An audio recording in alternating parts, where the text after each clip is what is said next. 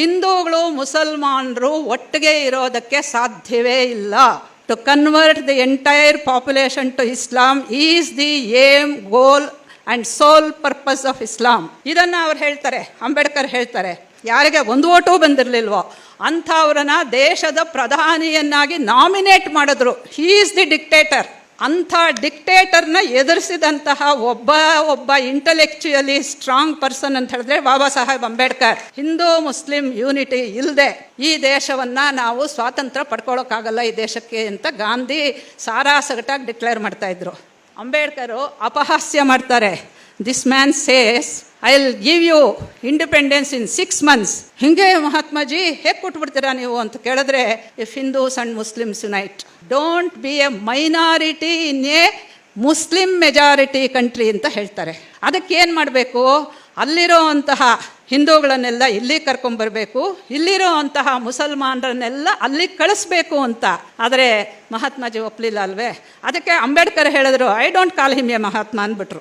Congress party it very badly treated 3 eminent intellectual heroes of this country. Ambedkar ಪ್ರಸ್ತಾಪಿಸದೇ ಇರೋವಂತಹ national ಇಶ್ಯೂನೇ ಇಲ್ಲ. ಬೆಳಗ್ಗೆ ಫೈನಾನ್ಸ್ ಬಗ್ಗೆ ಮಾತಾಡಿದ್ರು, ನೀರಾವರಿ ಬಗ್ಗೆ ಮಾತಾಡಿದ್ರು, ರಾಷ್ಟ್ರೀಯ ವಿಚಾರಗಳ ಬಗ್ಗೆ ಮಾಡಿದ್ರು. ಅದರ ಜೊತೆಗೆ ಈ ಧಾರ್ಮಿಕ ವಿಚಾರಗಳು, ಬಹಳ ಅದ್ಭುತವಾದಂತಹ ಒಂದು ಮೈಂಡ್. ನಾನು ಅಂದ್ಕೊಳ್ಳೋದು ಹೀಗೆ, ಅಂಬೇಡ್ಕರ್ಗೆ ನಾನು 3 ಕ್ಯಾರೆಕ್ಟರಿಸ್ಟಿಕ್ಸ್, ಅವರ ಪರ್ಸನಾಲಿಟಿಗೆ 3 ಕ್ಯಾರೆಕ್ಟರಿಸ್ಟಿಕ್ಸು ಅದನ್ನು ಡಿಫೈನ್ ಮಾಡುತ್ತೆ ಅಂತ ಅಂದ್ಕೊಳ್ತೀನಿ. ಒಂದು ಕ್ಲಾರಿಟಿ, ಇನ್ನೊಂದು ಕ್ಲಾರಿಟಿ, ಒಂದು ಕರೇಜ್, ಮತ್ತೊಂದು ಯಾವುದು ಅಂತ ಹೇಳಿದ್ರೆ ಫಾರ್ ಸೈಟೆಡ್ನೆಸ್. ನೋಡಿ, ಲೀಡರ್ಸ್ ಆಗೋರಿಗೆ ಇವತ್ತವರು ಲೀಡರ್ ಆಗಿ ಉಳ್ಕೊಂಡಿದ್ದಾರೆ. ಇವತ್ತು ಕೂಡ ನಾವು ಅವರ ಕೃತಿಗಳನ್ನು ಕುರಿತು ಇಷ್ಟೆಲ್ಲ ಮಾತಾಡ್ತೀವಿ. ಇದಕ್ಕೆ ಕಾರಣ ಏನು ಅಂತ ಹೇಳಿದ್ರೆ, ಫಾರ್ ಸೈಟೆಡ್ನೆಸ್ಸಿಂದ ಯಾರು ಕೆಲಸ ಮಾಡಿರ್ತಾರೆ, ಹೇಳಿರ್ತಾರೆ, ಬರೆದಿರ್ತಾರೆ, ಅಂಥವರನ್ನೇ ಸಮಾಜ ಯಾವ ಕಾಲದಲ್ಲೂ ಕೂಡ ಒಪ್ಕೊಳ್ಳೋದಕ್ಕೆ ಸಾಧ್ಯವಾಗೋದು. ಈ 3 ಕಾರಣಗಳಿಗೋಸ್ಕರವಾಗಿ ನಾನು ಅಂಬೇಡ್ಕರ್ ಅಧ್ಯಯನ ಮಾಡಿದ ಮೇಲೆ ಈ ವಿಚಾರವನ್ನು ಪ್ರಸ್ತುತಪಡಿಸಬೇಕು ಅಂತ ಅಂದ್ಕೊಂಡೆ. ಒಂದೇನು ಹೇಳಿದೆ, ಕ್ಲಾರಿಟಿ, ಮತ್ತೊಂದು ಕರೇಜ್, ಇನ್ನೊಂದು ಫಾರ್ ಸೈಟೆಡ್ನೆಸ್. ಕರೇಜ್ ಅಂತ ಮೊದಲು ಹೇಳಿಬಿಡ್ತೀನಿ. ಕ್ಲಾರಿಟಿ ಆಫ್ ಕೋರ್ಸ್ ಅವರು ತುಂಬ ಸ್ಪಷ್ಟವಾಗಿ ಬರೆದಿಟ್ಬಿಟ್ಟಿದ್ದಾರೆ. ಯಾವುದೇ ವಿಚಾರವನ್ನು ಕೂಡ ಅವರು ಒಂದು ಸಂದೇಹಕ್ಕೆ ಅವಕಾಶ ಮಾಡಿಕೊಟ್ಟಿಲ್ಲ. ಒಂದೇ ಒಂದು ಪುಸ್ತಕ ಓದಿದ್ರೆ ನಿಮ್ಗೆ ಸಂದೇಹ ಬರ್ಬೋದು. ಅವರ ಸಮಗ್ರ ಜೀವನವನ್ನು, ಸಮಗ್ರ ಗ್ರಂಥಗಳನ್ನು ಅಧ್ಯಯನ ಮಾಡಿದ್ರೆ ನಮಗೆ ಏನೇನು ಸಂದೇಹಗಳಿರುತ್ತೋ ಅದೆಲ್ಲ ತೀರುತ್ತೆ ಅಂತ. ಮತ್ತು ಯಾವುದೇ ಒಬ್ಬ ವ್ಯಕ್ತಿ ಇನ್ನೊಬ್ಬ ವ್ಯಕ್ತಿಯನ್ನು 100% ಒಪ್ಪಿಸೋದಕ್ಕೆ ಸಾಧ್ಯವೇ ಇಲ್ಲ. ಅಷ್ಟರ ಮಟ್ಟಿಗೆ ನಿಮಗೆ ವ್ಯತ್ಯಾಸಗಳು ಉಳ್ಕೋಬೋದು. ಅದು ಬಿಟ್ಟರೆ, ಅಂದರೆ ಅಪಲಾಪಗಳು ಉಳ್ಕೋಬೋದು. ಅಷ್ಟು ಬಿಟ್ಟರೆ he has been very clear. Both Gandhi, ಅವತ್ತಿನ ಕಾಲದಲ್ಲಿ ಬರೆದವರೆಲ್ಲರೂ ಕೂಡ ಬರೆದಿಟ್ಟಿದ್ದಾರೆ. ಅಂದರೆ leaders and so called leaders ಎಲ್ಲರೂ ಕೂಡ ಬರೆದಿಟ್ಟಿದ್ದಾರೆ. ಹಾಗಾಗಿ ನಮಗೆ ಯಾವ ವಿಧವಾದಂಥ ಸಂದೇಹನೂ ಇರಬಾರ್ದು. ಯಾಕೆಂದರೆ you can go back to the written work, black and ವೈಟಲ್ಲಿ ಬರೆದಿಟ್ಟಿರೋದ್ರಿಂದ ಅದನ್ನು ಹೋಗಿ ನೋಡ್ಕೋಬೋದು. ಈಗ ಕ್ಲಾರಿಟಿ ಅನ್ನೋದು ವೆರಿ ಕ್ಲಿಯರ್, ಅದನ್ನು ಹೆಚ್ಚಿಗೆ ವ್ಯಾಖ್ಯಾನ ಮಾಡಬೇಕಾಗಿಲ್ಲ. ನಾನು ಕರೇಜ್ ಅಂತ ಒಂದು ಸ್ಪೆಷಲ್ ಗುಣನ ಅವ್ರು ಹೇಳ್ತೀನಿ. ಯಾಕೆ ಅಂತ ಹೇಳಿದ್ರೆ, ಅಂಬೇಡ್ಕರ್ ಪುಸ್ತಕ ಬರೆದ್ರು. ಈಗ ಅದನ್ನೇ ಹೇಳಿದ್ರು, ಇಸ್ಲಾಂ ಪ್ರೀತಿ ಅವ್ರಿಗೆ ಎಷ್ಟಿದೆ ಅನ್ನೋದ್ರ ಬಗ್ಗೆ ನಾನು ಮಾತಾಡ್ತೀನಿ ಅಂತ. ಇವ್ರದ್ದು ಥಾಟ್ಸ್ ಆನ್ ಪಾಕಿಸ್ತಾನ ಎಲ್ಲರಿಗೂ ಗೊತ್ತಿರೋ ಅಂಥದ್ದು. ಅದರಲ್ಲಿ ಏನು ಕ್ಲಾರಿಫೈ ಮಾಡಿ ಹೇಳಿದ್ದಾರೆ ಅದು ಜನಕ್ಕೆ ಗೊತ್ತಾಗಬಾರ್ದು ಅಂತ ಇಷ್ಟು ದಪ್ಪ ಪುಸ್ತಕದ ಪಕ್ಕದಲ್ಲಿ ಅದನ್ನು ಮಾಡಿದ್ದಾರೆ. ಅದನ್ನು ಎತ್ಕೊಳ್ಳೋಕೆ ಕೂಡ ಯಾರೂ ಹೋಗೋದಿಲ್ಲ. ಅಂದರೆ ಅದರಲ್ಲಿರೋ ಅಂಥ ವಿಚಾರಗಳು ಈ ದೇಶಕ್ಕೆ, ಈ ರಾಷ್ಟ್ರದ ಮುನ್ನಡೆಗೆ, ಈ ಜನಾಂಗಕ್ಕೆ ಎಷ್ಟು ಬೇಕಾಗಿದೆ ಅನ್ನೋದನ್ನು ಮರೆಮಾಚೋದಕ್ಕೋಸ್ಕರವಾಗಿ ಅದೊಂದು ದೊಡ್ಡ ಪುಸ್ತಕದ ಪಕ್ಕದಲ್ಲಿ ಹಾಕಿಟ್ಟಿದ್ದಾರೆ. ಅದನ್ನು ಓದೋಕ್ಕೆ ಯಾರೂ ಹೋಗೋದೇ ಇಲ್ಲ. ಅದಕ್ಕೆ ನಾನು ಆ ಪುಸ್ತಕ ನೋಡಿಬಿಟ್ಟು ಬಿಟ್ಬಿಟ್ಟು, ನನಗೆ ಒರಿಜಿನಲ್ ಸಿಗಲಿಲ್ಲ. I got a xerox copy of 380 pages ಪುಸ್ತಕ. ನಾನು ರಾಯಲ್ ಸೈಜಲ್ಲಿರೋದನ್ನು ಜೆರಾಕ್ಸ್ ಕಾಪಿ ತೊಗೊಂಡು ಇಂಗ್ಲೀಷ್ನೇ ಓದಿ ಅದನ್ನು ಅನುವಾದ ಮಾಡಿದ್ದೀನಿ. ನಾನು ಅನುವಾದ ಅಂದರೆ ಪೂರ್ತಿ ಮಾಡೋಕ್ಕೆ ಸಾಧ್ಯವಿಲ್ಲ, ಅವತ್ತಿನ ವಿಚಾರಗಳು ನಮಗೆ ಬೇಕಾಗಿಲ್ಲ. ಇದು ಹಿಂದೂಗಳಿಗೆ ಹಿಂದೂಸ್ತಾನ, ಮುಸಲ್ಮಾನರಿಗೆ ಪಾಕಿಸ್ತಾನ ಅಂತ ಅಂಬೇಡ್ಕರ್ ಯಾಕೆ ಹೇಳಿದ್ರು ಅನ್ನೋ ಶೀರ್ಷಿಕೆಯನ್ನು ಕೊಟ್ಟು ಅಂಬೇಡ್ಕರ್ ಹೇಳಿದ್ದನ್ನೇ ನಾನಿಲ್ಲಿ ಹೇಳಿದ್ದೀನಿ. ಇದು ಭಾವಾನುವಾದ ಅಂತ ಬೆಳಗ್ಗೆ ಅವ್ರು ಹೇಳಿದ್ರು. ಭಾವಾನುವಾದವೂ ಹೌದು, ಸಂಗ್ರಹ ಅನುವಾದ. ಯಾಕೆಂದರೆ ಅದು ತುಂಬ ದೊಡ್ಡದು. ಅದನ್ನು ಪ್ರಿಂಟ್ ಮಾಡೋರು ಇವಾಗಿಲ್ಲ, ಅಷ್ಟು ದೊಡ್ಡ ಪುಸ್ತಕನ ಕನ್ನಡದಲ್ಲಿ. ಅದಕ್ಕೋಸ್ಕರ ನಾನು ಸಂಗ್ರಹವಾಗಿ ಮುಖ್ಯವಾಗಿ ಅವ್ರು ಏನು ಹೇಳಿದ್ದಾರೆ ಅನ್ನೋದನ್ನು ಅಲ್ಲಿ ಮಾಡಿದ್ದೀನಿ. ಇಲ್ಲಿ ಕರೇಜ್ ಅನ್ನೋದಕ್ಕೆ ಇದನ್ನು ತೊಗೊಳ್ತಾ ಇದ್ದೀನಿ. ಅವರು ತುಂಬ ಸ್ಪಷ್ಟವಾಗಿ ಹೇಳಿಬಿಟ್ರು. ಶ್ರೀನಿವಾಸ್ ಹೇಳಿದರು ಬೆಳಗ್ಗೆ ಏನಂತ, ಅವರು he is the only leader who advocated population exchange. ಈ ಪಾಪ್ಯುಲೇಷನ್ ಎಕ್ಸ್ಚೇಂಜ್ ಬಗ್ಗೆ ಅವರು ಯಾಕೆ ಏನು ಹೇಳ್ತಾರೆ, ಎಷ್ಟು ವಿಸ್ತಾರವಾಗಿ ಅದನ್ನು ಡೀಲ್ ಮಾಡಿದ್ದಾರೆ ಅನ್ನೋದನ್ನು ಪುಸ್ತಕ ಓದಿ. ನನಗೆ ಸಿಕ್ಕಿರೋದು 15-20 ನಿಮಿಷ ಆದ್ದರಿಂದ ಎಲ್ಲವನ್ನೂ ನಾನು ಹೇಳೋದಿಲ್ಲ, ಮುಖ್ಯವಾದ್ದನ್ನು ಹೇಳ್ತೀನಿ. ಇವರು ಅಂದರೆ ಮುಸಲ್ಮಾನರು ಅಲ್ಲಿಗೆ ಹೋಗಬೇಕು. See he is also a person who clarified that India has to be separated. ಇದು ನೋಡಿ, ಅವತ್ತಿನ ಕಾಲದ ಎಲ್ಲ ಲೀಡರ್ಸು ಕೂಡ ತುಂಬ ಭಾವುಕರಾಗಿದ್ದರು. ನಮ್ಮ ದೇಶನ ವಿಭಾಗ ಮಾಡೋದಕ್ಕೆ ಸಾಧ್ಯವಿಲ್ಲ ಅಂತ. ಆದರೆ ಅದಕ್ಕೆ ತುಂಬ ಲಾಜಿಕಲ್ ಆನ್ಸರ್ಸ್ ಕೊಡ್ತಾರೆ ಅವರು. ಅಲ್ರಿ 1837 ಬರ್ಮಾ ಬೇರೆ ಹೋದಾಗ ನೀವು ಯಾರು ಏನು ಮಾಡಿದ್ರಿ ಅಂತ ಕೇಳ್ತಾರೆ. ಹೀಗೆ ಅಂದರೆ ಈ ದೇಶ ಚಂದ್ರಗುಪ್ತ ಮೌರ್ಯನ ಸಾಮ್ರಾಜ್ಯದ ಚಿತ್ರಗಳನ್ನು ನೋಡಿದ್ದೀರಿ. ಅಲ್ಲೆಲ್ಲಿಂದ ಕಾರಂಕೂರಂ ಆ ಕಡೆಯಿಂದ ಹೋಗ್ಬಿಟ್ಟು ಈ ಕಡೆವರೆಗೂ ಹಿಂಗೆ ಇಡೀ ಕಾಳಿದಾಸ ಹೇಳ್ತಾನಲ್ಲ, ಭೂಮ್ಯ ಇವ ಮಾನದಂಡ ಅಂತ, ಅಷ್ಟರ ಮಟ್ಟಿಗಿದೆ. ಅಂಥದ್ದು ಇವಾಗ ಹಿಂಗೆ ಗುಬ್ಬಚ್ಚಿ ಥರ ಆಗ್ತಾ ಇದೆಯಲ್ಲ, ಇಲ್ಲೊಂದು ಸಂಧಿ ಎಲ್ಲ ಹಾಕ್ಕೊಂಡು ಏನಿದು ಅಂತ. ಅಂದರೆ ಅನೇಕ ಸಂದರ್ಭಗಳಲ್ಲಿ ಭಾರತದ ಭೂಭಾಗ ಹೋಗಿದೆ. ಇವಾಗ ಮತ್ತೆ ಇದಾಗ್ತಿದೆ ಅಂತ ಹೇಳಿದ್ರೆ ಯಾತಕ್ಕೆ ಬೇಜಾರು ಮಾಡ್ಕೋತೀರಾ ಅಂತ ಕೇಳ್ತಾರೆ. ಆ ಪುಸ್ತಕದಲ್ಲಿ ಕೇಳ್ತಾರೆ. ಅವರು ನೋಡಿ, ನಾನು ಓದಿರೋದ್ರಲ್ಲಿ ನಿಖರವಾಗಿ ಹೇಳಿದವರು, ತುಂಬ ಕ್ಲಾರಿಟಿ. ಈಗ ಯಾವ ಸಮಯದಲ್ಲಿ ಹೇಳಿದ್ರು ಅಂತ ಹೇಳಿದ್ರೆ ಅದು ಒಂದು, ಏನು ಹೇಳಿದ್ರು ಅನ್ನೋದು, ನಿಖರವಾಗಿ ಏನು ಹೇಳಿದ್ರು ಅಂದರೆ ಹಿಂದೂಗಳು ಮುಸಲ್ಮಾನರು ಒಟ್ಟಿಗೆ ಇರೋದಕ್ಕೆ ಸಾಧ್ಯವೇ ಇಲ್ಲ. ಇದು ಇವತ್ತು ಏನಾಗ್ತಿದೆ, ನಿಮಗೆ ಏನಾಗ್ತಿದೆ, ವಕ್ಫ್ ಬೋರ್ಡ್ ಇಡೀ ಪ್ರಪಂಚನೇ, ಇಡೀ ಭಾರತನೇ, ಪಾರ್ಲಿಮೆಂಟು ನಿಮ್ಮದೇ, ವಿಧಾನಸೌಧನೂ ನಿಮ್ಮದೇ, ಇದು ರಾಮ ಮಂದಿರನೂ ನಿಮ್ಮದೇ. ರಾಮ ಮಂದಿರ ಆದಮೇಲೆ ಒಂದು ಇದು ನಡೀತಾ ಇದೆ, ಕೇಳಿದ್ದೀರಾ? ತೋಡೆಂಗೆ ರಾಮ ಮಂದಿರ್ ತೋಡೆಂಗೆ. ಯಾರು ಮಾಡ್ತಾ ಇರೋದು? ಮುಸ್ಲಿಂ ಹೆಂಗಸರನ್ನ ಬುರ್ಕ ಹಾಕಿ ಕೂರಿಸ್ಬಿಟ್ಟು ಯಾವಳು ಅಂತಲೂ ನಮಗೆ ಗೊತ್ತಾಗಬಾರ್ದು, ಅದರ ಒಳಗಡೆ ಯಾರಿರ್ತಾರೆ ಅಂತಲೂ ನಮಗೆ ಗೊತ್ತಿಲ್ಲ, ಎಲ್ಲ ಕೂತ್ಕೊಂಡು ಭಜನೆ ಮಾಡ್ತಿದ್ದಾರೆ. ಇದು ಇಂಥದ್ದಾಗತ್ತೆ. ಯಾಕೆ ಅಂತ ಹೇಳಿದ್ರೆ ನಾನು ಸ್ಪಷ್ಟವಾಗಿ ಹೇಳ್ತಿದ್ದೇನೆ, ಅಂಬೇಡ್ಕರ್ ಮಾತನ್ನು ನಾನು ಹೇಳ್ತಾ ಇದ್ದೇನೆ. ನಾನು ಇದರಲ್ಲಿ ಇಂಟ್ರೊಡಕ್ಷನಲ್ಲಿ ಒಂದು ಮಾತು ಹೇಳಿದೆ. ಸಂಸ್ಕೃತದಲ್ಲಿ ಒಂದು ಮಾತಿದೆ, ನಾಮೂಲಂ ಲಿಖ್ಯತೆ ಕಿಂಚಿತ್ ಅಂತ. ಯಾವುದೋ ಪುಸ್ತಕವನ್ನು ನೀವು ಕುರಿತು ಬರೀತಾ ಇರಬೇಕಾದ್ರೆ ಪ್ರತಿಜ್ಞೆ ಮಾಡ್ತೀವಿ ನಾವು, ಒಂದು ಸೆಲ್ಫ್ ಸರ್ಟಿಫಿಕೇಟ್ ಕೊಟ್ಕೊಳ್ತೀವಿ. ಏನಂದರೆ ಅಲ್ಲಿಲ್ಲದೆ ಇರೋದನ್ನು ನಾನೇನು ಬರೆಯಲ್ಲ ಅಂತ. ಆ ಸರ್ಟಿಫಿಕೇಟ್ ನಾನು ಇದರಲ್ಲಿ ಕೊಟ್ಟಿದ್ದೀನಿ. ಸೊ ಅವ್ರು ಹೇಳಿರೋದನ್ನು ಹೇಳ್ತಾ ಇದ್ದೇನೆ. ಮುಸಲ್ಮಾನರು ದೇ ಆರ್ ಎಕ್ಸ್ಕ್ಲೂಸಿವಿಸ್, ಅಂದರೆ ಅವರಿಗೆ ತಮ್ಮದನ್ನು ಬಿಟ್ಟರೆ ಬೇರೆ ಪ್ರಪಂಚ ಇಲ್ಲ. ಅವರಲ್ಲಿ ಎಷ್ಟಾದರೂ ದೋಷಗಳಿರಬಹುದು, ಆದರೆ ಅವರು ಅಲ್ಲಾನ ಅತ್ಯಂತ ಪ್ರಿಯಪುತ್ರರು. ಪ್ರಪಂಚ ಎಲ್ಲ ಅವರಿಗೆ ಸೇರಿದ್ದು.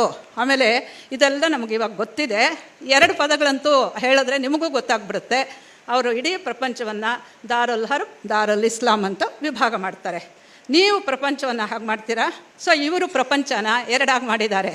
ಎಲ್ಲಿ ಮುಸಲ್ಮಾನರು ದೊಡ್ಡ ಪೊಸಿಷನ್ನಲ್ಲಿರ್ತಾರೆ, ಬೇರೆಯವರನ್ನು ಆಳ್ತಾ ಇರ್ತಾರೆ, ಅದು ದಾರುಲ್ ಇಸ್ಲಾಂ. ಮಿಕ್ಕಿದ್ದ ಜಾಗಗಳೆಲ್ಲ ದಾರುಲ್ ಹರ್ಬ್. ಬರೀ ಅಷ್ಟೇ ವಿಭಾಗ ಅಲ್ಲ, ಆ ದಾರುಲ್ ಹರ್ಬನ್ನು ದಾರುಲ್ ಇಸ್ಲಾಂ ಮಾಡೋದು ಇವರ ಕರ್ತವ್ಯ. ಯಾರ್ಯಾರು ನಾನ್ ಮುಸ್ಲಿಮ್ಸ್ ಇರ್ತಾರೆ ಅವರನ್ನು ಏನಕೇನ ಪ್ರಕಾರೇಣ ಬೆಗ್ಬಾರೋ ಆಸ್ಟ್ರೇಲಿಯನ್ ಏನೋ ಹೇಳ್ತೀವಲ್ಲ, ಇಂಥ ಮೆಥಡ್ಸನ್ನು ಯೂಸ್ ಮಾಡಿಕೊಂಡು to convert the entire population to Islam is the aim, goal and sole purpose of Islam. ಇದನ್ನು ಅವ್ರು ಹೇಳ್ತಾರೆ, ಅಂಬೇಡ್ಕರ್ ಹೇಳ್ತಾರೆ. ಇಂಥ ಸಮಯದಲ್ಲಿ ಅವರು ಯಾವ ಸಮಯದಲ್ಲಿ ಹೇಳಿದ್ರು ಅನ್ನೋದು ಮುಖ್ಯ. ನಾನು ಕರೇಜ್ ಅನ್ನೋದಕ್ಕೆ ಪುಷ್ಟಿ ಕೊಡ್ತಾ ಇದ್ದೀನಿ. ಯಾರೂ ಹೇಳಿರಲಿಲ್ಲ, ಬೇರೆಯವರೆಲ್ಲ ಹೇಳ್ಕೊಂಡ್ರು, ಗುಣಕ್ಕೊಂಡ್ರು. ಕರೇಜು ಯಾರು ಮುಂದೆ ಹೇಳಿದ್ರು? ನಮ್ಮ ಮಹಾತ್ಮರಿದ್ದಾರಲ್ಲ, ಅವರವಾಗ ಏನು ಮಾಡ್ತಾಯಿದ್ರು, 1920 ಈ ಖಿಲಾಫತ್ ಮೂಮೆಂಟ್ ಅಂತ ಆರಂಭ ಆಯ್ತಲ್ಲ, ಆವಾಗ ಅವರ ಉದ್ದೇಶ ಏನಾಗಿತ್ತು ಅಂದರೆ ಮುಸಲ್ಮಾನರನ್ನೆಲ್ಲ ಕಾಂಗ್ರೆಸ್ಸಿಗೆ ಕರ್ಕೊಳ್ಳೋದು ಅನ್ನೋ ದೃಷ್ಟಿಯಿಂದ ಶುರು ಮಾಡಿದ್ರು. ಆದರೆ ಅದು ಯಾವ್ಯಾವ ಅಡ್ಡದಾರಿ ಹಿಡ್ಕೊಂಡು ಹೋಯಿತು, ಯಾವ ದರಿದ್ರ ಸ್ಥಿತಿ ತಂತು ಅನ್ನೋದು ಅದು ಬೇರೆ ವಿಚಾರ. ಆದರೆ ಅಂಥ ಸಮಯದಲ್ಲಿ ಹಿಂದೂ ಮುಸ್ಲಿಂ ಯೂನಿಟಿ ಇಲ್ಲದೆ ಈ ದೇಶವನ್ನು ನಾವು ಸ್ವಾತಂತ್ರ್ಯ ಪಡ್ಕೊಳ್ಳೋಕ್ಕಾಗಲ್ಲ ಈ ದೇಶಕ್ಕೆ ಅಂತ ಗಾಂಧಿ ಸಾರಾಸಗಟಾಗಿ ಡಿಕ್ಲೇರ್ ಮಾಡ್ತಾಯಿದ್ರು. ಅಂಬೇಡ್ಕರು ಅಪಹಾಸ್ಯ ಮಾಡ್ತಾರೆ. This man says I will give you independence in 6 months. ಹಿಂಗೆ ಮಹಾತ್ಮಾಜಿ ಹೇಗೆ ಕೊಟ್ಬಿಡ್ತೀರಾ ನೀವು ಅಂತ ಕೇಳಿದ್ರೆ, if Hindus and Muslims unite, ಗಗನ ಕುಸುಮ ತೊಗೊಂಬಂದು ಕೊಟ್ಟರೆ ನಿಮಗೆ ಬಹುಮಾನ ಕೊಡ್ತೀನಿ ಅಂತ. ಹಾಗೆ ಹಿಂದೂ ಮುಸ್ಲಿಮ್ ಯುನೈಟ್ ಆಗ್ತಾರೇನ್ರಿ? ಖಂಡಿತ ಸಾಧ್ಯವಿಲ್ಲ. ಇಂಥ ಗಾಂಧಿ ವಿಚಾರದಲ್ಲಿ ಗಾಂಧಿ ಇನ್ನೂ ಅವ್ರ ಹಠ ಹೇಗಿತ್ತು ಅಂತ ಹೇಳಿದ್ರೆ ನಿಮಗೆಲ್ಲರಿಗೂ ಗೊತ್ತೇ ಇದೆ. ಇವತ್ತಿನ ದಿವಸ ಯಾರಿಗೆ ಒಂದು ಓಟೂ ಬಂದಿರಲಿಲ್ವೋ ಅಂಥವ್ರನ್ನ ದೇಶದ ಪ್ರಧಾನಿಯನ್ನಾಗಿ ನಾಮಿನೇಟ್ ಮಾಡಿದ್ರು. He is the dictator. ಅಂಥ ಡಿಕ್ಟೇಟರ್ನ ಎದುರಿಸಿದಂತಹ ಒಬ್ಬ ಇಂಟೆಲೆಕ್ಚುಯಲಿ ಸ್ಟ್ರಾಂಗ್ ಪರ್ಸನ್ ಅಂತ ಹೇಳಿದ್ರೆ Baba Saheb Ambedkar. I like him, I admire him, I respect him for his originality and also his strength of character and courage. ಇದಕ್ಕೋಸ್ಕರ ನನಗೆ ಅಂಬೇಡ್ಕರ್ ಬಹಳ ಮೆಚ್ಚುಗೆ ಆಗ್ತಾರೆ. ಅವ್ರಿಗೆ ನಿತ್ಯ ನಮಸ್ಕಾರ ಮಾಡ್ತೀನಿ ನಾನು ದೇವರುಗಳ ಥರ. ಯಾಕೆ ಅಂತ ಹೇಳಿದ್ರೆ ಸತ್ಯವೇ ದೇವರು ರೀ. ಅವ್ರು ಸತ್ಯ ಹೇಳ್ತಾನೆ, ಸತ್ಯವನ್ನೇ ಹೇಳ್ತಾನೆ ಅಂತ ನಾಟಕ ಮಾಡ್ತಿದ್ದಾರೆ. ನೋಡಿ ಹೋಗಿ ಎಷ್ಟು ಅಸತ್ಯಗಳನ್ನು ನಮ್ಮ ಮುಂದೆ ತುಂಬಿ ತುಂಬಿ ತುಂಬಿ ನಾವು ಎಂಥ ಪ್ರಾಣಿಗಳು ರೀ, ಈ ರೀತಿ ಇದ್ದೀವ ಅಂತ ನಮಗನ್ಸುತ್ತೆ. ಆದರೆ ಸಾಮಾನ್ಯ ಜನರು they can't lead themselves, they need A leader. ದೊಡ್ಡವರು ಬೇರೆ ಯಾರೋ ಒಬ್ರು ಇರ್ತಾರೆ ಮೇಲೆ ಇರೋರು, ಅವರು ಸರಿಯಾದ ದಾರಿಯನ್ನು ತೋರಿಸ್ಬೇಕು. ಇಲ್ಲಿ ಅಪಮಾರ್ಗಕ್ಕೆ ಎಳ್ಕೊಂಡು ಹೋದಂಥವ್ರು ಒಬ್ಬರಾದರೆ ಇರೋ ವಿಚಾರಗಳನ್ನು ಸ್ಪಷ್ಟವಾಗಿ ಹೇಳಿದವರು ಬಾಬಾ ಸಾಹೇಬರು. ಅದಕ್ಕೋಸ್ಕರನೇ ಅವರನ್ನು ನಾನು ಕರೇಜಿಯಸ್ ಪರ್ಸನ್ ಅಂತ ಹೇಳ್ತೀನಿ. ಒಂದು ಕ್ಲಾರಿಟಿ, ಇನ್ನೊಂದು ಕರೇಜ್. ಇನ್ನೊಂದು ಏನು ಅಂತ ಹೇಳಿದ್ರೆ ಫಾರ್ ಸೈಟೆಡ್ ಅಂದರೆ ಗಾಂಧಿನ ಆ ಇದರಲ್ಲಿ ಸಂದರ್ಭದಲ್ಲಿ ಎದುರು ಹಾಕ್ಕೊಂಡು ಇರೋದನ್ನು ಹೇಳೋದಿದೆಯಲ್ಲ, ಅದು ತುಂಬ ದೊಡ್ಡ ವಿಷಯ. ಯಾಕೆಂದರೆ ಎಂಥವರು ಕೂಡ ಅವರ ವ್ಯಾಮೋಹಕ್ಕೆ ಬೀಳ್ತಾ ಇದ್ರು. ತುಂಬ ದೊಡ್ಡ ಒಂದು ವಲಯವನ್ನೇ ಸೃಷ್ಟಿ ಮಾಡಿಬಿಟ್ಟಿದ್ರು. ಅವರು ಏನು ಒಳ್ಳೇದು ಹೇಳೋದ್ರೋ ಅದನ್ನು ಬಿಟ್ಟು ಮಿಕ್ಕಿದ ಎಲ್ಲವನ್ನೂ ಮಾಡ್ತಾ ಇದ್ರು. ಆದರೆ ಅಂಬೇಡ್ಕರ್ ಮಾತ್ರ ಬಹಳ ಧೈರ್ಯದಿಂದ ಫ್ಯಾಕ್ಚುಯಲ್ ಆಗಿ ಅದನ್ನು ಅಪೋಸ್ ಮಾಡ್ತಾ ಇದ್ರು. ಯಾಕೆ ಅಂತ ಹೇಳಿದ್ರೆ, ಯಾವುದೇ ಅವ್ರು ಒಂದು ಕಡೆ ಹೇಳ್ತಾರೆ, ಯಾವುದೇ ವ್ಯಕ್ತಿಗಿಂತ ದೇಶ ಮುಖ್ಯ ಅಂತ ಹೇಳ್ತಾರೆ. ಗಾಂಧಿ ಮಾತನ್ನು ಇವತ್ತು ನಾವು ಕೇಳೋದಲ್ಲ, ಈ ದೇಶದ ಭವಿಷ್ಯ ಏನಾಗುತ್ತೆ ಅಂತ. ಇವತ್ತು ನೋಡಿ, ಈ ಪುಸ್ತಕದಲ್ಲಿ ಇದನ್ನು ಕೆಲವು ಹೇಳಿದ್ರೆ ಅವರು ಏನು ಹೇಳಿದ್ರು ಅನ್ನೋದನ್ನು ಎಷ್ಟು ಸ್ಪಷ್ಟವಾಗಿ ಫಾರ್ ಸೈಟೆಡ್ನೆಸ್ ಅಂದರೆ ಭವಿಷ್ಯವನ್ನು ಅವರು ಓದಿದ್ರು ಅಂತ ಅರ್ಥವಾಗುತ್ತೆ. ಇವತ್ತೇನು ನಡೀತಾ ಇದೆ ನಮಗೆಲ್ಲರಿಗೂ ಗೊತ್ತಿದೆ ಅಲ್ವಾ? ಕೇರಳದಲ್ಲಿ ಏನು ನಡೀತಾ ಇದೆ? They have A separate army, ನಿಮಗೆ ಗೊತ್ತಿರಬಹುದು. ಬೇರೆ ಗೌರ್ಮೆಂಟೇ ಮಾಡ್ತಾ ಇದ್ದಾರೆ. ಇಲ್ಲಿ ಬಂಗಾಳದಲ್ಲಿ ಏನಾಗ್ತಿದೆ, ಕಾಶ್ಮೀರಲ್ಲಿ ಏನು ಆಯಿತು, ಇವತ್ತು ತುಂಬ ದೊಡ್ಡ ಸ್ಟಡಿಗಳಾಗಿದೆ. Demography is destiny, this is the mantra. ಇಡೀ ಪ್ರಪಂಚದಲ್ಲಿ ಅವರು ಎಲ್ಲರೂ ಹೇಳ್ತಾ ಇರೋದೊಂದೇ, ಇನ್ನು 20 ವರ್ಷದಲ್ಲಿ we are going to overtake the globe ಅಂತಿದ್ದಾರೆ. ಅಂದರೆ ಅವ್ರಿಗೆ ಎಷ್ಟು ಘಮಂಡತನ ಇರಬೇಕು ಅವರ ಮನಸ್ಸಿನಲ್ಲಿ. ಇದನ್ನು ಬಾಬಾ ಸಾಹೇಬರು ಅವತ್ತಿನ ದಿವಸನೇ ಕಂಡಿಡ್ಕೊಂಡು ಸ್ಪಷ್ಟವಾಗಿ ಹೇಳಿದ್ರು, you cannot compete with these people, therefore separate the country and don't be a minority in a Muslim majority country ಅಂತ ಹೇಳ್ತಾರೆ. ಅದಕ್ಕೇನು ಮಾಡಬೇಕು? ಅಲ್ಲಿರೋ ಅಂತಹ ಹಿಂದೂಗಳನ್ನೆಲ್ಲ ಇಲ್ಲಿ ಕರ್ಕೊಂಬರ್ಬೇಕು, ಇಲ್ಲಿರೋ ಅಂತಹ ಮುಸಲ್ಮಾನರನ್ನೆಲ್ಲ ಅಲ್ಲಿ ಕಳಿಸ್ಬೇಕು ಅಂತ. ಆದರೆ ಮಹಾತ್ಮಾಜಿ ಒಪ್ಪಲಿಲ್ಲ ಅಲ್ವೇ? ಅದಕ್ಕೆ ಅಂಬೇಡ್ಕರ್ ಹೇಳಿದ್ರು, I don't call him a Mahatma ಅಂದ್ಬಿಟ್ರು. ಒಪ್ಪಲಿಲ್ಲ. ಅಲ್ಲ ರೀ, ಹೀಗೆ ಮಾಡೋದ? ಇವತ್ತಿನ ದಿವಸ ನಮಗೇನಾಗಿದೆ ಅಂದರೆ, great people make great mistakes. 1947 when we got independence, that was a golden opportunity to get rid of this Islamic menace. ಆಯ್ತಾ ಏನಾದರೂ? ಖಂಡಿತ ಇಲ್ಲ. ಇದ್ರ ಬಗ್ಗೆ ತುಂಬ ಜನಕ್ಕೆ ಅರಿವಿತ್ತು. ಲಜಪತ್ ರಾಯರು, ಬಿಪಿನ್ ಚಂದ್ರಪಾಲ್ರು, ಸ್ವತಃ ಕವಿಗಳು ನಮ್ಮ ರವೀಂದ್ರನಾಥ್ ಟ್ಯಾಗೋರ್, ಇವರೆಲ್ಲ 1920 ಆ ಮೋಪ್ಲಾ ಗಲಾಟೆಗಳಾದಾಗ ಏನು ಅಮಾನುಷವಾದಂತಹ ಕೊಲೆಗಳು ನಡೆದು ಹೋಗುತ್ತಲ್ಲ, ಅದ್ರ ಬಗ್ಗೆ ರಿಪೋರ್ಟ್ಸ್ ಓದಿ ಥರ ನಡುಗು ಹೋಗ್ತಾರೆ. ಅಯ್ಯೋ ಗಾಂಧೀಜಿ, ನೀವು ಏನು ಅವರನ್ನು ಬ್ರದರ್ಸು ಅಂತ ಹೇಳ್ತಿದ್ದೀರಲ್ಲ, ಹೀಗೆ ಮಾಡ್ತಾರೆ, ವೈ ಡೋಂಟ್ ಯು ಕಂಡೆಮ್ ಅಂತ ಹೇಳ್ತಾರೆ. ಈ ಮನುಷ್ಯ ಕಂಡೆಮೇ ಮಾಡೋದಿಲ್ಲ. ಅದಷ್ಟೇ ಅಲ್ಲದೆ, ಇವತ್ತು ಯಾರೋ ಒಬ್ಬರು ಬ್ರದರ್ಸು ಅಂತಾರಲ್ಲ, ನಮ್ಮ ಕರ್ನಾಟಕದವರು, ಅವ್ರಿಗೆ ಪಾಠ ಹೇಳ್ಕೊಟ್ಟವ್ರು ಇವರೇ. ಯಾಕೆ ಗೊತ್ತಾ? ಸ್ವಾಮಿ ಶ್ರದ್ಧಾನಂದರನ್ನು ಕೊಲೆ ಮಾಡಿದಂತಹ ಅಬ್ದುಲ್ ರಶೀದ್, ಅವನ ಬಗ್ಗೆ ಇವ್ರ ಸ್ಟೇಟ್ಮೆಂಟ್ ಇದೆ. ಏನಂತ ಹೇಳಿದ್ರೆ, ನೋಡಿ, ಪಾಠ ಹೇಳ್ಕೊಡ್ದೆ ಯಾರ್ದು ಕಲಿಯೋಲ್ಲ, ಪೆದ್ರಂತೂ ಕಲಿಯೋದ. ಪಾಠ ಹೇಳ್ಕೊಟ್ರೂ ಕಷ್ಟ. ಅವ್ರು ಹೇಳ್ತಾರೆ, I consider him my brother, he has acted according to his faith ಅಂತಾರೆ. ಯಾರನ್ನ? Abdul Rashid. Who is this person who murdered Swami Shraddhanand. ಯಾಕೆ ಮರ್ಡರ್ ಮಾಡಿದ್ರು ಗೊತ್ತಾ ನಿಮಗೆ? ಅವಾಗೊಂದು ಇದು ದಲಿತರನ್ನೆಲ್ಲ ಕನ್ವರ್ಟ್ ಮಾಡ್ತಾ ಇರ್ತಾರೆ ಮುಸ್ಲಿಮ್ಸು. ಅದಕ್ಕೆ ಇವರೇನು ಮಾಡ್ತಾರೆ, ಆರ್ಯ ಸಮಾಜದ ಲೀಡರು, ಇವತ್ತು ಯಾವುದು ಪಾಕಿಸ್ತಾನ ಭಾಗಗಳಾಗಿದೆ, ಪಂಜಾಬು ಸೇರಿದಂತೆ, ಇದರಲ್ಲೆಲ್ಲ ತುಂಬ ಇನ್ಫ್ಲೂಯೆನ್ಷಿಯಲ್, ಅತ್ಯಂತ ಒಳ್ಳೆಯ ಪ್ರಭಾವ ಇಟ್ಕೊಂಡಿದ್ದವರು ಅಂದರೆ ಆರ್ಯ ಸಮಾಜದವರು. ನಿಮಗೆಲ್ಲ ಗೊತ್ತಿರಬಹುದು, ಭಗತ್ ಸಿಂಗ್ ಅವರ ತಂದೆ ತಾತ ಎಲ್ಲರೂ ಕೂಡ ಮಹಾ ಆರ್ಯ ಸಮಾಜಿಗಳು, ದೇಶಭಕ್ತರು, ದೇಶಕ್ಕೋಸ್ಕರವಾಗಿ ಎಲ್ಲವನ್ನೂ ತ್ಯಾಗ ಮಾಡುವಂತಹ ಮಹಾ ವಿರಕ್ತ ಭಾವದವರು. ದೇಶಭಕ್ತಿ ವಿರಕ್ತಿ ಎರಡೂ ಕೂಡ ಸೇರಿಕೊಂಡಿದ್ದಂತಹ ಮಹಾನುಭಾವರು. ಆ ಸ್ವಾಮಿ ಶ್ರದ್ಧಾನಂದರು 6 ಅಡಿ ಉದ್ದ, ಏನು ಆ ಮನುಷ್ಯನ ನೋಡಿದ್ರೆ ಆ ಭೀಮಾನು ಶ್ರೀಕೃಷ್ಣನು ಎರಡು ಒಂದಾಗಿ ಬಂದಿರುವಂತಹ ಒಂದು ಮಹಾ personality. When he was not well and he was sleeping, ಸ್ವಾಮಿಗಳನ್ನ ನೋಡಬೇಕು ಅಂತ ಇವನು ಬರ್ತಾನೆ, ಸ್ವಲ್ಪ ನೀರು ಬೇಕು ಅಂತ ಕೇಳ್ತಾನೆ, ಅವ್ರ ಒಳಗೆ ಹೋಗಿ ಬರೋ ಅಷ್ಟೊತ್ತಿಗೆ ಇವನು ಕೊಂದು ಬಿಡ್ತಾನೆ. ಇಂಥ ಸಂದರ್ಭದಲ್ಲಿ ಓದಬೇಕು ನಾವೆಲ್ಲ. ಇಂಥ ಸಂದರ್ಭದಲ್ಲಿ he will not condemn that Abdul Rashid my brother ಅಂತ ಹೇಳ್ತಾರೆ. ಇವರು ಅಷ್ಟೇ ಮೋಪ್ಲಾ ಕೊಲೆಗಳು ಮಾಡಿದ್ರಲ್ಲ, ಆ ಕೊಲೆಗಳು ಹೇಗೆ ಮಾಡಿದ್ರು ಅನ್ನೋದನ್ನು ಆ್ಯನಿ ಬೆಸೆಂಟ್ ಬರೀತಾರೆ. ಆ್ಯನಿ ಬೆಸೆಂಟ್ ಸಿಕ್ಕಾಪಟ್ಟೆ ಕಂಡೆಮ್ ಮಾಡ್ತಾರೆ ಗಾಂಧೀಜಿನ. Gandhiji, what is the meaning of your ahimsa ಹೀಗೆಲ್ಲ ಕೇಳ್ತಾರೆ. ಇಷ್ಟಿಷ್ಟುದ್ದ ಆ ಮಹಾರಾಣಿ ಟ್ರಾವೆಂಕೋರ್ ಮಹಾರಾಣಿ ಹತ್ರ ಬರೆಸ್ತಾರೆ ಲೆಟರು. ಏನಾದರೂ ಅದು ನಿಲ್ಲೋದಿಲ್ಲ. ಸುಮಾರು 10-15 ಸಾವಿರ ಜನನ ಅತ್ಯಂತ ಬರ್ಬರವಾಗಿ, ಇಲ್ಲಿ ಹೇಗೆ ಕಾಶ್ಮೀರದಲ್ಲಿ ನಡೀತೋ ಆ ರೀತಿ, ಅದು ಏನು ಸಾಮಾನ್ಯ ಜನರು, ಏನೂ ಗೊತ್ತಿಲ್ಲ ಅವ್ರಿಗೆ, ಎಲ್ಲ ಇಟ್ಕೊಂಡಿರ್ತಾರೆ, ಕತ್ತಿ ಗುರಾಣಿ ಎಲ್ಲ ಇಟ್ಕೊಂಡಿರ್ತಾರೆ ಅವ್ರ ಮಸೀದಿಗಳಲ್ಲಿ. ಸೊ ಇವರೇನು ಹೇಳ್ತಾರೆ ಅಂತ ಹೇಳಿದ್ರೆ, ಈ ಮನುಷ್ಯ ಇದನ್ನು ಬಿಡೋದಿಲ್ಲ ಅಂತ ಹೇಳಿ ಅವ್ರಿಗೆ ವಿಚಿತ್ರವಾದಂತಹ ಒಂದು ಟಾಂಗ್ ಕೊಡ್ತಾರೆ. ಆದರೆ ಅವ್ರಿಗದು ಸೇರೋದೇ ಇಲ್ಲ. ಸೊ ಹಿಂದೂ ಮುಸ್ಲಿಂ ಒಂದಾಗೋಕ್ಕೆ ಸಾಧ್ಯವಿಲ್ಲ ಅನ್ನೋದಕ್ಕೋಸ್ಕರವಾಗಿ ಈ ಪುಸ್ತಕನ ಓದಬೇಕು ನೀವು. 2 ಚಾಪ್ಟರ್ಸ್ ಇದೆ ಇದರಲ್ಲಿ. This is divided into 4 chapters, ದೊಡ್ಡ ಭಾಗಗಳು, 4 parts, and each part has got 4 chapters.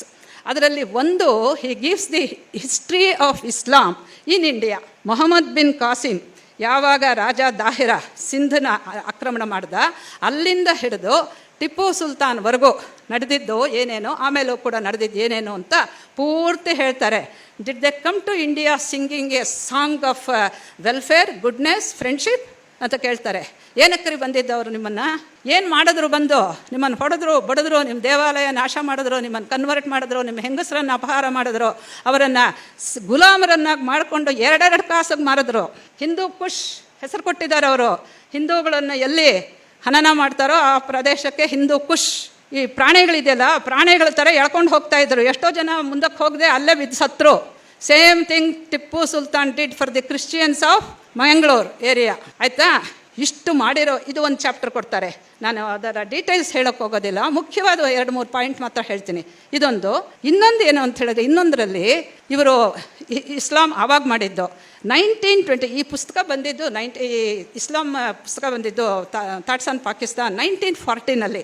ಅವ್ರೇನು ಮಾಡ್ತಾರೆ ಅಂದರೆ, 20ಇಂದ ಹಿಡಿದು 40ವರೆಗೂ ಅವರು ಬರೆಯೋದಕ್ಕೆ ಮೊದಲು ಎಲ್ಲೆಲ್ಲ ಏನೇನು ದಂಗೆಗಳಾಗಿದೆ ದೇಶದಲ್ಲಿ ಅಂತ, ಬರೀ 20ಇಂದ 40 ಅಂದರೆ 20 ಇಯರ್ಸು. ಆ 20 ಇಯರ್ಸಲ್ಲಿ ಏನೇನು ದಂಗೆಗಳಾಗಿದೆ, ಹೇಗಾಗಿದೆ, ಯಾತಕ್ಕಾಗಿದೆ, ಯಾರ್ಯಾರ್ದು ಆಸ್ತಿ ನಾಶ ಆಗಿದೆ ಇತ್ಯಾದಿಗಳೆಲ್ಲ ವಿವರಗಳನ್ನು ಕೊಡ್ತಾರೆ.